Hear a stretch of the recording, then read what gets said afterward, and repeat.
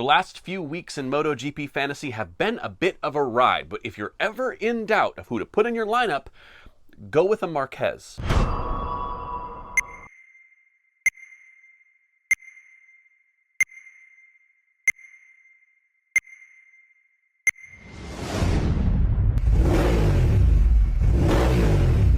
Welcome back to I Told You So, whatever day this is, as we talk about my pre-race predictions from the Malaysian round in MotoGP as it pertains to my fantasy team. But before we jump into everything that happened, if you could please like, follow, share, subscribe, mash all the buttons so you get all the MotoGP you can possibly imagine. So, we know Marc Marquez is not racing for the rest of the year. That has now been made perfectly clear by Marquez, Camp, Ducati, everyone. So we know this. So for MotoGP fantasy owners, it leaves a giant hole on your team because I don't think I'm exaggerating saying this. Every single MotoGP fantasy owner had Marc Marquez in their lineup. And if you didn't, you're in last place in your league.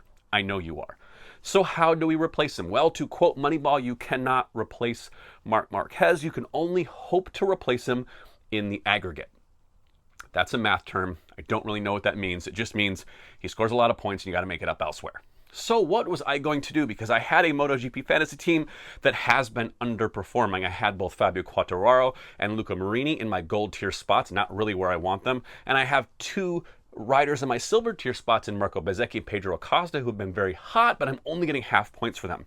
Now, for some reason, I don't know if it's just a glitch with me, I can't move my silver tier riders to my gold tier without basically dropping them for a week. I've tried to do it. The system always resets. It doesn't let me do it.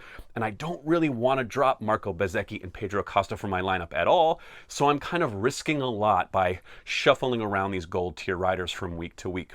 But I knew going in that I couldn't stick with Fabio Quartararo and Luca Marini in those gold tier spots. I was going to stick with Marco Bezzecchi and Pedro Acosta in that silver tier spots. I thought this was a weekend, and I said this last week, that Pedro Acosta could win his first Grand Prix.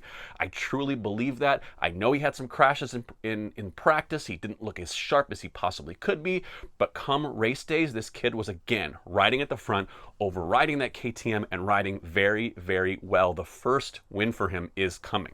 I know KTM is in a little bit of trouble themselves, business-wise, but as a rider, he is riding tremendously well. I knew he was going to have a good weekend. I told you so there. Fantastic once again from Pedro Acosta. Way up further on the grid than any other KTM, more consistent than any other KTM. Fantastic, fantastic. I'm keeping him there. He's not going anywhere for the rest of the season. Doesn't matter what happens. Pedro is on the team. Now, Bezzecchi, it was a tougher week for the Aprilia, and I think we kind of knew that. I thought I could get a few points out of Marco Bezzecchi this weekend, which I did.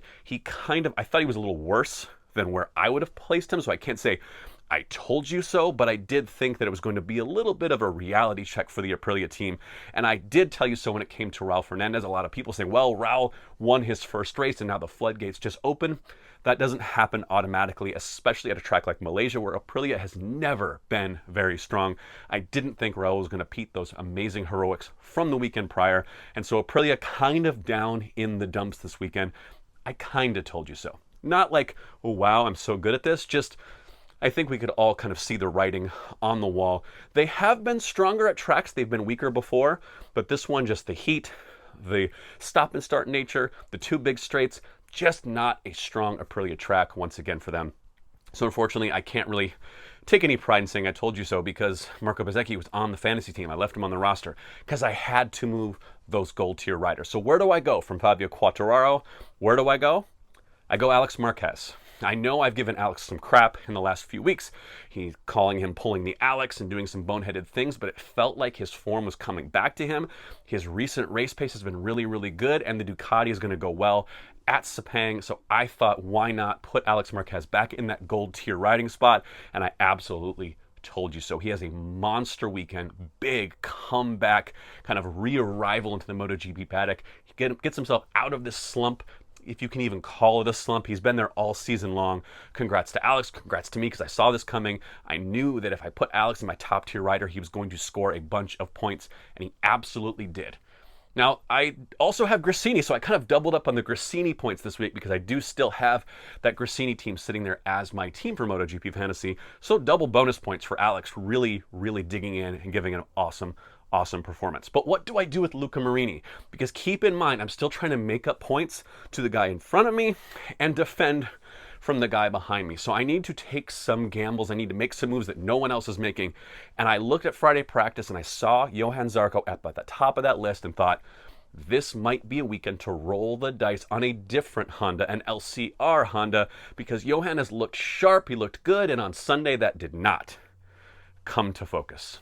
We did not see a great result from Johann Zarco in the sprint on Saturday or Sunday. It wasn't a great haul of points. I probably would have been better sticking with Marini, although he didn't have a very good weekend either. I should have picked another Ducati, maybe a Digia, maybe a Morbidelli, even anyone. But I did not get much points out of Johann Zarco. That Friday practice just never materialized into a Saturday qualifying or a sprint or a Grand Prix result. So as right as I was about Alex Marquez and what he was going to do, I was massively wrong about Johann Zarco. Just kind of fell back, couldn't really defend, couldn't really move forward. I was waiting for him to kind of make that move. There was a group running in that mid-pack where if he could pick up a few places, it would have scored me some valuable points. But even so, I do outscore the guy in fourth place, so I claw back some points. I think I'm still 70-something points with only 2 rounds to go. Behind him, it doesn't look like I'm going to be able to make that up unless he just forgets to set a lineup. Then maybe I'll be into it. And I scored the exact amount of points as the guy right behind me, so I keep him at bay for now, and I think the difference from me to him is only like 4 points. So it is going to be touch and go all the way to the end of the season to see if I can even hold on to fourth place. But I will say right now, I think I'm in the top 10% in the world bracket, top 10% in the US. I'll take it. First year playing MotoGP Fantasy, it took me a little bit to figure out the rules. And now we're in it. We're talking about it every week here. But it was a really entertaining round in Malaysia. I thought for, Mark not being there, it does make everything really, really wide open. It makes everything more unpredictable. You don't really know who's going to come through. And it's really, you can see the effects in Q2, right? Because during practice, there's an extra spot that Mark would be taking up to go directly through to Q2. And so someone else is getting that 10th spot. We saw Ayagura almost snatch that spot. We saw some people that, might not just be in that top 10 filtering into that top 10, which makes everything just a little bit different. So what will we see in Portimao? Who freaking knows? It's going to be another round where I'm going to look at this lineup and go, well, I have a Marquez on my team. Who else do I want to go with? I got to analyze it. I have no idea at this point. We'll see what happens in Friday practice when they get to Portimao. Anyway, thank you so much for listening to I Told You So Tuesday, Wednesday, or Thursday, whenever this is going to actually go up on the internet. And we'll see you next time.